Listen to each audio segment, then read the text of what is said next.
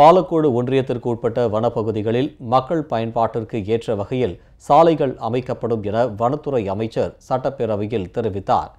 சட்டப்பேரவையில் இது தொடர்பான கேள்விக்கு பதிலளித்த அமைச்சர், பாலக்கோடு ஒன்றியத்திற்கு உட்பட்ட கன்சால்பைல் வனப்பகுதியில் மக்கள் பயன்பாட்டிற்கு ஏற்றவாறு சாலைகள் அமைக்கப்படும் என தெரிவித்தார். இச்சாலைகள் பெருமலை, பன்சரிவு, வெள்ளம் போன்ற இயற்கை சீற்றங்களினால் அவ்வப்போது சேதமடைகிறது. இதனால் வனங்களின் பாதுகாப்பு மற்றும் மேம்பாட்டு பணிகளில் ஈடுபடும் வன அலுவலர்கள் மற்றும் சாலைகளை பயன்படுத்தும் பொதுமக்களும் மிகுந்த சிரமத்துக்குள்ளாகின்றனர். எனவே இந்த சாலைகளை பல்வேறு திட்டங்களில் அரசினால் ஒதுக்கிடும் நிதியை பொறுத்து முன்னுரிமை அடிப்படையில் கப்பி சாலையாகவோ தார் சாலையாகவோ மேம்படுத்தப்பட்டு தற்போது இருந்து வரும் பயன்பாட்டை மேலும் வளமாக்க மாண்புமிகு முதலமைச்சர் அவர்களுடைய ஆலோசனையை நிதியும் பெற்று அதற்குரிய நடவடிக்கை நிதியை பொறுத்து ஆலோசனை செய்யப்படும் என்பதை தெரிவித்துக் கொள்கிறேன்.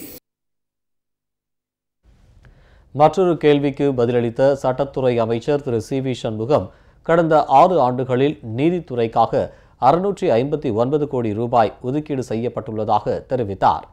மேலும் நீதிமன்றங்கள் இல்லாத 51 வட்டங்களில் சிறப்பு குற்றவியல் நீதிமன்றங்கள் அமைக்க அரசாணை வெளியிடப்பட்டுள்ளதாகவும், இதன் அடிப்படையில் அணைக்கட்டு பகுதியில் நீதிமன்றம் அமைக்கப்படும் என்றும் தெரிவித்தார். தமிழகத்தில் இருக்கின்ற நீதிமன்றங்கள் இல்லாத 51 வட்டங்களிலே சிறப்பு குற்றவியல் நீதிமன்றங்கள் அமைப்பதற்கு அரசு ஆணை வெளியிட்டுள்ளது. ஆகவே அந்த நீதிமன்றங்களிலே மாண்பு உறுப்பினர்கள் குறிப்பிட்ட அணைக்கட்டுக்கும் நீதிமன்றங்கள் அமைப்பதற்கு நடவடிக்கை எடுக்கப்படும் என்பதை தெரிவித்துக் கொள்கிறேன். 6 ஆண்டு காலத்தில் மட்டும் 659 கோடி ரூபாய் அளவிற்கு நீதிமன்றத்துக்கு ஒதுக்கிய அரசு மாண்புமிகு அம்மாவுடைய அரசு. ஆகிய மாண்புமிகு உறுப்பினர்கள் கோருகின்ற அந்த புதிய நீதிமன்ற கட்டடத்திற்கு தலைமை உயர்நீதிமன்றத்திலிருந்து பரிந்துரை பெற்றால் உடனடியாக அம்மாவுடைய அரசு கட்டடம் கட்டுவதற்கு நடவடிக்கை எடுக்கும் என்பதை தெரிவித்துக் கொள்கிறேன். மற்றொரு கேள்விக்கு பதிலளித்த அமைச்சர் திரு எம்.சி. சம்பத், தகுந்த தொழில் முனைவோர் முன்வந்தால் அரியலூரில் முந்திரி ஏற்றுமதி மண்டலமும் ஜெயங்கொண்டத்தில் முந்திரி பதப்படுத்தும் மையமும் அமைக்கப்படும் என தெரிவித்தார். நிதியமைச்சர் அவர்கள் ஜிஎஸ்டி கவுன்சில் குறிப்பிட்டு பேசினார்கள். அதன் காரணமாக 12% இருந்த ஜிஎஸ்டி பில்லில் இருந்த முந்திரிக்குண்டான வரி விதிப்பு தற்சமயம் 5% குறைக்கப்பட்டுள்ளது என்ற அந்த கருத்துக்கு மாண்புமிகு முதலமைச்சர் அவர்களுக்கும் மாண்புமிகு நிதியமைச்சர் அவர்களுக்கும் மண்ருட்டி முந்திரி ஏற்றுமதியாளர் சங்கத்தின் சார்பாக முதல் கட்டமாக நன்றியை தெரிவித்துக் கொள்கிறேன்.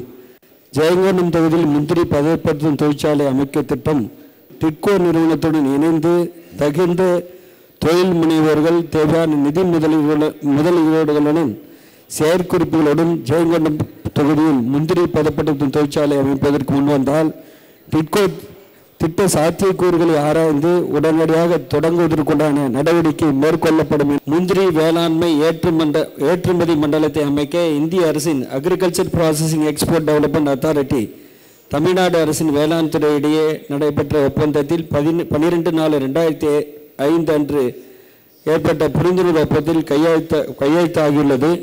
அதன் அடிப்படையில் அரியலூர் மாவட்டமும் இந்த முந்திரி அக்ரிகல்ச்சர் ப்ராசஸிங் எக்ஸ்போர்ட் டெவலப்மெண்ட் அத்தாரிட்டியில் இணைந்துள்ள காரணத்தினால் நான் தகுந்த தொழில் முனைவோர்கள் வந்தால் அவர்கள் சாத்தியக்கூறுகளை ஆராய்ந்து டிட்கோ நிறுவனத்துடன் இணைந்து உடனடியாக தொழிற்சாலை அமைப்பதற்குண்டான நடவடிக்கை அரசு மேற்கொள்ள